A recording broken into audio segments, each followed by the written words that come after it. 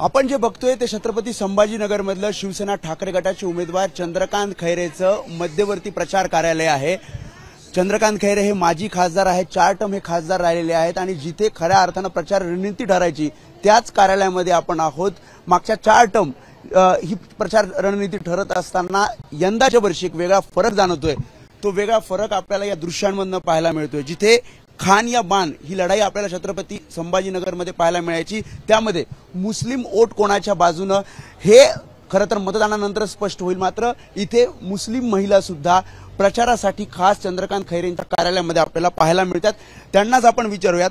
खरं तर 3 उमेदवार आहेत आता रिंगणामध्ये, एक तर भुमरे आहेत, त्याच्यानंतर चंद्रकांत खैरे आहेत आणि एमआयएमचे विद्यमान खासदार इम्तियाज जलील आहेत।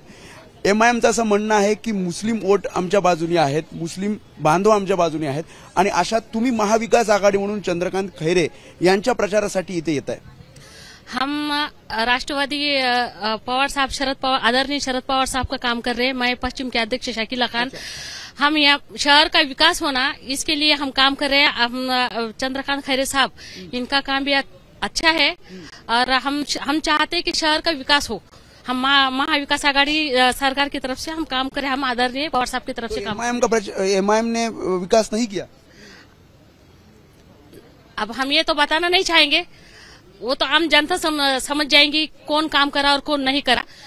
पर हम पवार साहब की तरफ से, हम महाविकास आघाड़ी की तरफ से हम ये काम कर रहे हैं। हम चंद्रकांत साहब खैरे साहब को हम अच्छे से अच्छे वोट में चुना के लाएंगे और हमारे शहर का विकास करेंगे। खान या बाण अशी लढाई इथे पाहायला मिळायची, मात्र यामध्ये तुम्ही स्वतः आता इथे शिवसेना ठाकरे गटाच्या उमेदवारांच्या प्रचारासाठी लागला आहात। जसं त्यांनी सांगितलं की महाविकास आघाडी म्हणून तुम्ही एकत्र येत आहे, मात्र दुसरीकडे एमआयएम जो पक्ष जे उमेदवार मागच्या वेळी जिंकून आले होते, मोठ्या मतदान मुस्लिमांचं त्यांना मिळालं होतं, अशा तुम्ही इकडे प्रचार करतात, मुस्लिम बांधवांपर्यंत महाविकास आघाडीचा हा प्रचार करतात, तर कसं बघायचं एक मतदारांनी? हम राष्ट्रवादी और कांग्रेस और सेना की युति हुई और इसलिए हम ये प्रचार कार्यालय में आए और खैरे साहब के ऑफिस पे आए हैं। इसलिए आए हम, क्योंकि शरद पवार साहब का आदेश है हमको और इसलिए हम ये इसमें इनके काम साथ दे रहे हैं। पहली बार है ऐसा? पहली बार, हाँ, इसलिए पहली बार है, ये पहली बार है और हमारी राष्ट्रवादी की इनकी युति है, इसलिए हम खैरे साहब के ऑफिस पे आए प्रचार कार्यालय में और प्रचार करेंगे। वेगवेगळ्या ठिकाणी म्हणजे संभाजीनगरमध्ये वेगवेगळ्या ठिकाणी मुस्लिम मतदार मोठ्या संख्येने आहेत। अशामध्ये कशा प्रकारे तुम्ही प्रचार रणनीती आखताय? कारण एकीकडे एमआयएम तगडे उमेदवार आहेत, इम्तियाज जलील, वंचित बहुजन आघाडी सुद्धा उमेदवार आहेत, यामध्ये कशा प्रकारे प्रचार करणार आणि एकंदरीत आपली ताकद दाखवण्याच्या दृष्टिकोनातून कशी रणनीती ठरते? सध्या आम्हाला आमच्या पक्षाकडून आदेश आलेला आहे की तुम्ही खैरे साहेबांचा प्रचार करा म्हणून आम्ही या कार्यालयात आलेलो।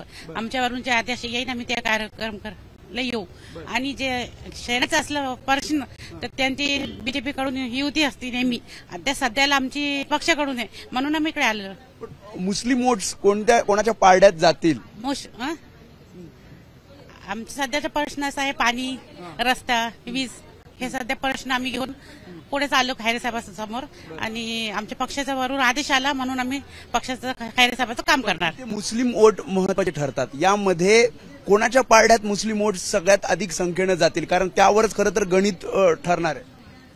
मतलब जो मुस्लिम वोट है वो किस तरफ जाएंगे, किस पार्टी को जाएंगे? अभी के इंशाल्लाह खैरे साहब को जाएंगे, खैरे साहब को लाएंगे, क्योंकि वो लोगों ने उनको 5 साल देकर देख लिए, कोई काम नहीं हुआ, सड़कें वैसी है, पानी जो तो पहले 4 दिन में आता था 12 दिन में आ रहा।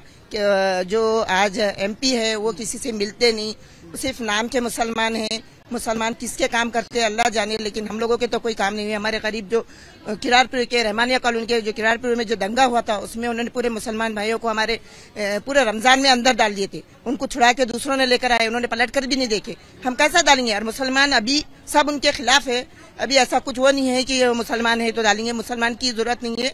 अभी महावाकारी आगाज है जिसकी वजह से तो लोग मोदी को हटाने के लिए ऐसा वो नहीं करेंगे कि नहीं हम मुसलमान को डालेंगे, ऐसा कोई वो नहीं है। अब के इंशाल्लाह अलग तरीके की होने वाली है वोटिंग।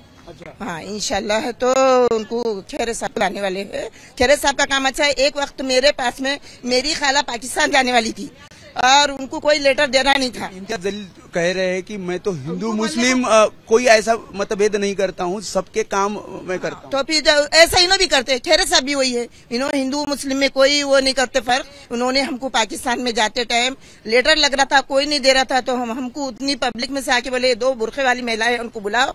उन्होंने हमको, मेरे को, मलिकाबाद जी को सामने बुलाया, एक लेटर लिख दिया। उनका बहुत बड़ा एहसान है, उन्होंने काम करते। अपन जाएंगे तो काम करेंगे ना, अपन जाएंगे नहीं, लोग उनकी बुराई करेंगे, अरे ये ऐसे है, शोषण है, ऐसी है, तो लोग को पहले बुराई करते थे इसलिए। लेकिन अपन जाएंगे तो अपने को पता चलता ना कि अरे काम करते, उन्होंने काम करते, मुझे मालूम।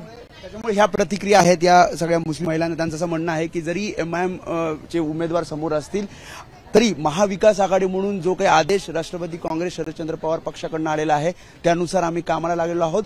आणि मुस्लिम वोट या ठिकाणी जरी महत्वाचे असले तरी मुस्लिम वोटचा जे टक्का आहे तो त्यांचं असं म्हणणं आहे की कदाचित या निवडणुकीमध्ये आपल्याला वेगळा पाहायला मिळेल, वेगळा बदललेला ट्रेंड पाहायला मिळेल आणि त्यामुळेच प्रचाराची रणनीती चंद्रकांत खैरे यांच्या या कार्यालयामध्ये आपल्याला आखताना पाहायला मिळते। कॅमेरामॅन अनिल संगरेसह मी वेदांत ने, एबीपी माझा, छत्रपती संभाजीनगर।